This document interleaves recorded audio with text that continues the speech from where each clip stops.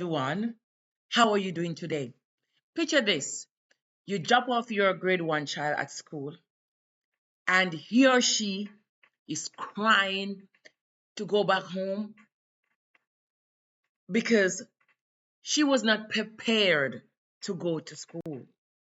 So, what do you do as a parent to prepare your child for grade one? What do you do to prepare your child who is entering into high school for the first time? What do you do to prepare your child who is entering into post-secondary education institution for the first time? Well, don't worry. I, Nadia Taylor, Anterior certified teacher, will be giving you some back to school preparation tip today. So, as we prepare to welcome a new school year, I would like to speak from both my heart and a professional, especially to those of you supporting students who are starting school for the first time, moving to a new grade, entering high school, transition into post secondary education, or living with special needs.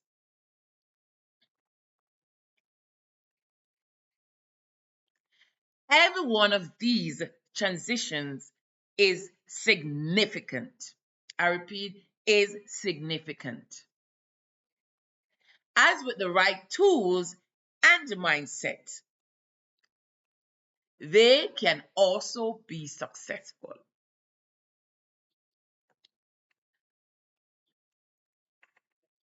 Ministry of Education, backed by policy practice.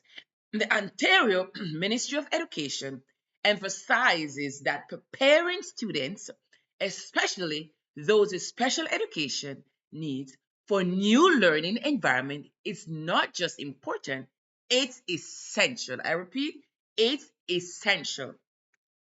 According to the Special Education in Ontario, Kindergarten to Grade 12 Policy and Resource Guide 2022, transition planning must be part of a collaborative effort involving teachers, yes, families, and support staff, right?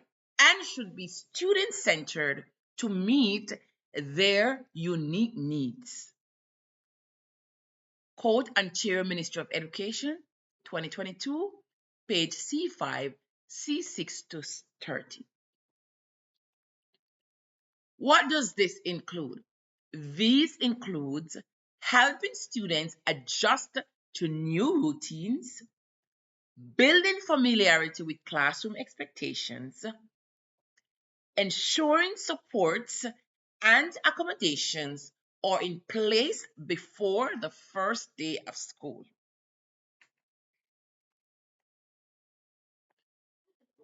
Research-based strategies that work. The Learning Disabilities Association of Ontario, LDAO, echoes this in their guidance for families. They recommend that successful transitions include 1. Building a positive emotional foundation for learning, 2. Teaching students self advocacy and organizational skills,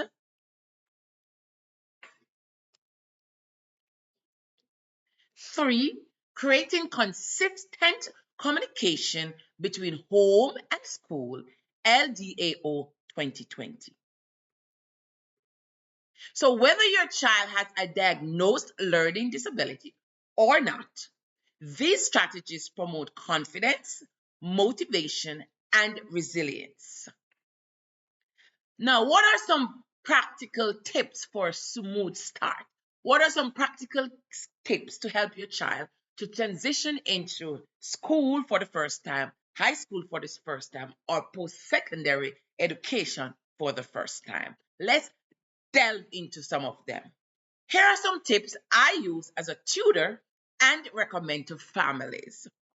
Number one, start routines early. Even with my 7 years old son, at home we have a routine, right? Where he wakes up at 6 a.m. He knows that he needs to do his bathroom duties. He knows then his breakfast at 6:30. Then he knows that at 7 o'clock we do some reading and math. And by 7:30 he can get a little tablet and by 8 o'clock he's at daycare. So, right, because and this is the routine we follow every day. And when he comes home in the evening at 6 o'clock, he knows that he will take a bath, he'll eat his dinner, right, by 6:30. And then by 7 o'clock, we're gonna do some reading and some homework. By 7:30, he gets some tablet time. And by 6:45, it's bedtime story, and he transitioned right smoothly into his bed. So begin your school year routines 1 to 2 weeks ahead. Earlier bedtimes, morning prep, breakfast, etc. Children, especially those with autism, ADHD, or anxiety, thrive with predictability. They want to know, okay, what's next, mom? What we're going to do at 7 o'clock? What we're going to do at 7:30? It helps them to have, to feel more comfortable and reduce the anxiety. Number two, use visuals and previews. Use lots of pictures. Because as you know, children with autism, they struggle with verbal communication. So the more we can show them pictures, right, of what's going to happen, instead of telling them to go play with the train, show them a picture. Oh, it's train time, right? So show your child pictures of their classroom, school bus, or campus map. Social stories or walkthrough visits can help make the unfamiliar feel safe. Number three, involve your child. Let them choose school supplies. Yes, take them to Walmart. Let them choose what type of pencil they need, what type of school bag they need, what type of books, what type of socks, what type of clothes they need to wear to school. Right? Help to build their self confidence by helping them to make decisions. Pack their bag. Allow them to choose how to pack their backpacks or prepare their lunch. Even with my son, I said, okay, what do you want for lunch? Choose what you want to buy for lunch in the supermarket. And when he comes home, I said, okay, you can pack your bag. He can do that.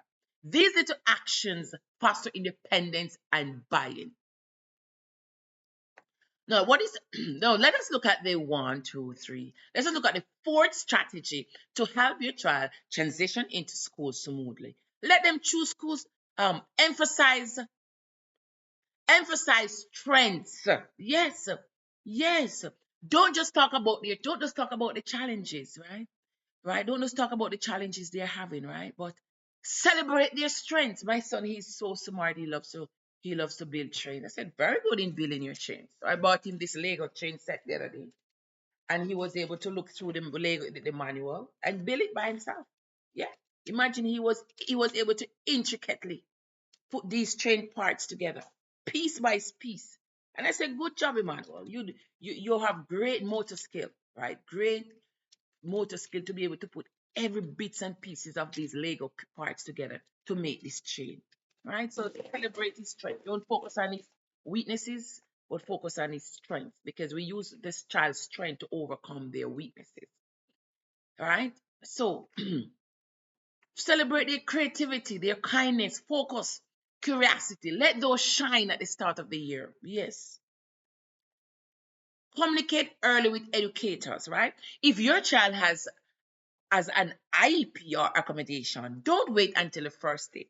Reach out to the school early. So if you know that your child has an IEP, reach out to the school before September, right? Share what strategies work at home. Share what strategies work at home. I share with my daycare teacher that my son daycare teacher and teacher that the routine works at home, because my child knows what time he should wake up, what time he should get dressed, what time he should eat his breakfast, what time his homework, so he knows.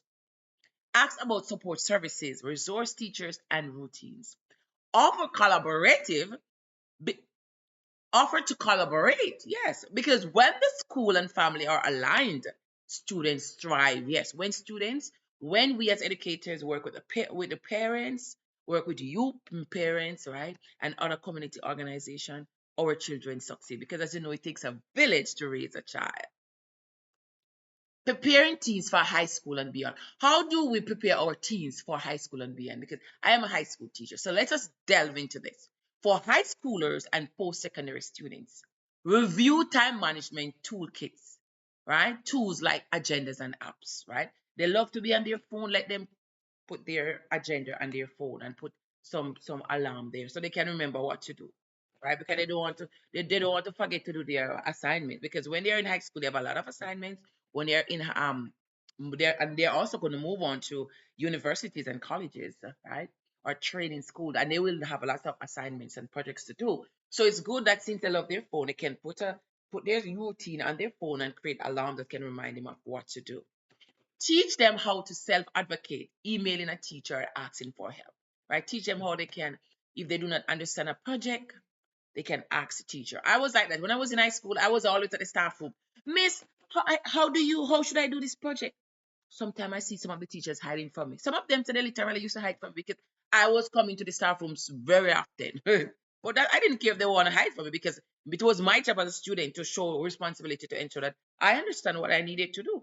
Because at the end of the day, I want to see an A plus on my project, not a fail. So that's how it goes, right? So help them break large tasks into manageable steps. Also let us help our teenagers break large tasks into smaller tasks. That will help them to manage their work, because they will have like 5, 6 projects to do. But how do they do that?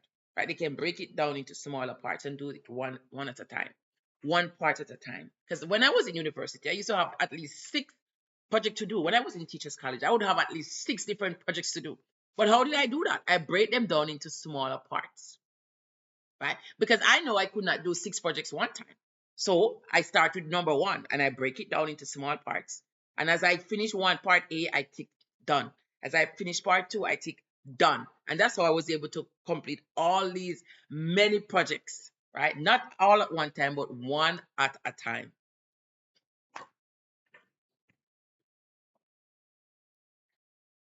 Also, let's teach our older students that asking for help is a strength, not a weakness. Tell them not to be afraid to ask for help, right? These are my final words. Emotions are okay. Back to school can bring out joy, fear, and everything in between. Normalize those emotions. Say things like, it's okay to feel nervous. Tell a child, you know what? My son is going into grade 12. I'm going to say to him, it's okay to feel nervous. You're in your last year of high school. It's okay to feel nervous. All right, let's take it out one day at a time. Let's take it one day at a time. Yes, let's take it, because I am also starting university.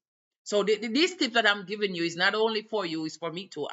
As a teacher who is also pursuing higher education, I'm starting my master's of education degree at the University of Toronto, and I'll be implementing I'll be practicing these strategies too. Um, I'm proud of how brave you are.